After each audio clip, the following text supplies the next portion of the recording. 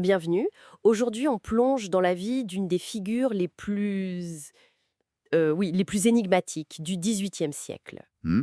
Le comte de Saint-Germain. Ah oui, un personnage incroyable, presque une légende vivante qui a marqué les cours d'Europe. Tout à fait. Et pour en parler, on va s'appuyer sur l'ouvrage Saint-Germain, le Rose-Croix immortel de Murat et Louvet. C'est ça.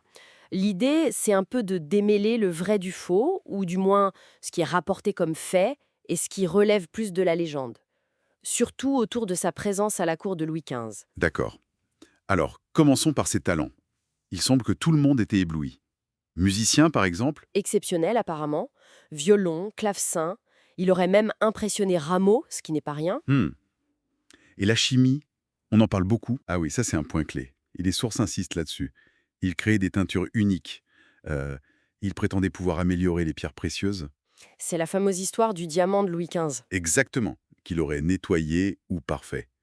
Et puis il y avait ses cosmétiques, son eau de santé pour ne pas vieillir, soi-disant. Il projetait une image de savoir quasi surnaturel en fait. C'est tout à fait ça. Et ça s'ajoutait à ses dons pour les langues.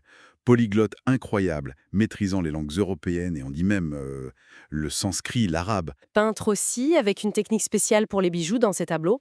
Ça a aidé à construire le personnage, j'imagine. Bien sûr. Et tout ça soutenu par une richesse, mais une richesse incroyable. On le décrit couvert de bijoux, de pierres d'une taille et d'un éclat. La transmutation des métaux. L'anecdote de l'écu d'argent changé en or pour le marquis de Valbelle. Voilà, ce genre d'histoire. Mais concrètement, les sources, elles n'expliquent pas vraiment cette fortune. Pas d'activité économique claire, Et ça renforce le mystère. complètement. Sa vie était très secrète d'ailleurs. Il ne recevait jamais chez lui, ou très peu. Ses domestiques étaient muets. Il voyageait sans cesse, sous différents noms, sûrement Weldon. Une opacité bien entretenue. Et puis il y a la question de son âge. Ça aussi, c'est fou. Ah oui, il laissait entendre qu'il avait vécu beaucoup, beaucoup plus longtemps qu'un homme normal. L'histoire avec Madame de Gergy qui le retrouve identique 50 ans plus tard. C'est une des anecdotes les plus célèbres. Lui, il mettait ça sur le compte de son eau de santé. Ses origines, c'est pareil. Le flou total. Complètement. Fils naturel d'une reine d'Espagne, descendant du prince Rákóczi, juif portugais, il y a eu toutes les hypothèses. Lui-même parlait d'une enfance en fuite, mais de façon très énigmatique. Du coup, il y avait des sceptiques, forcément. Bien sûr, Casanova, par exemple, le traitait d'imposteur.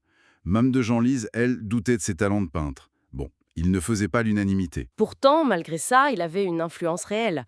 Comment les auteurs expliquent cette faveur de Louis XV? Le roi lui confiait des missions secrètes, même contre l'avis de son ministre Choiseul. Les sources parlent d'une fascination personnelle du roi. Peut-être qu'il espérait aussi profiter de ses talents alchimiques ou diplomatiques, qui sait.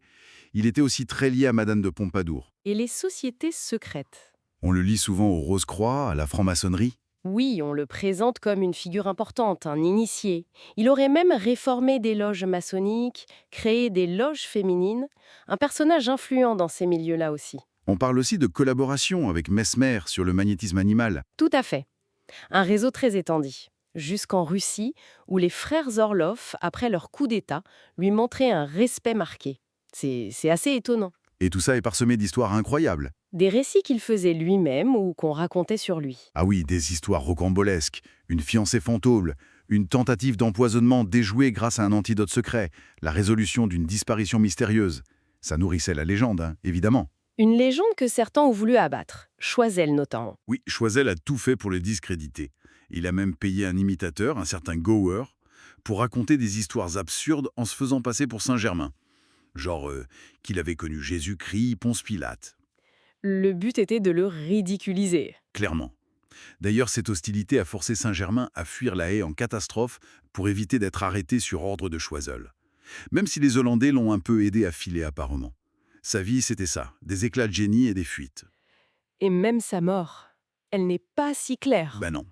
Officiellement, il meurt en 1784 à Eckernförde, chez le prince Charles de Hesse.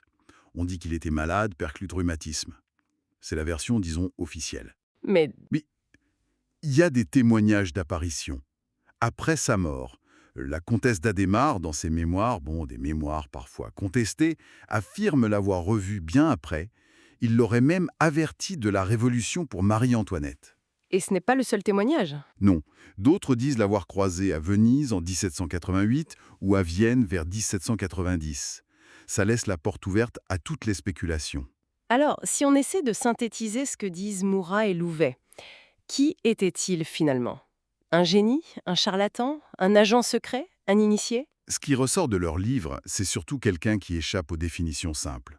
Il le montre comme un homme avec des connaissances réelles, avancées pour son temps, chimie, musique, politique, oui, mais aussi quelqu'un qui cultivait le mystère. La mise en scène fait partie intégrante du personnage. Donc le mystère demeure. Savoir avancé, longévité surnaturelle ou une manipulation géniale des croyances de l'époque. C'est un peu ça. Et peut-être que cette énigme nous en dit autant sur notre propre fascination pour l'extraordinaire, pour ce qui semble dépasser les limites, que sur l'homme lui-même. La puissance du mythe, elle est là. Une question pour finir, peut-être. Est-ce que la légende Saint-Germain montre surtout comment un mythe peut éclipser les faits, ou est-ce qu'elle suggère que certains individus peuvent vraiment transcender leur époque? Voilà, ça laisse matière à réfléchir, en effet.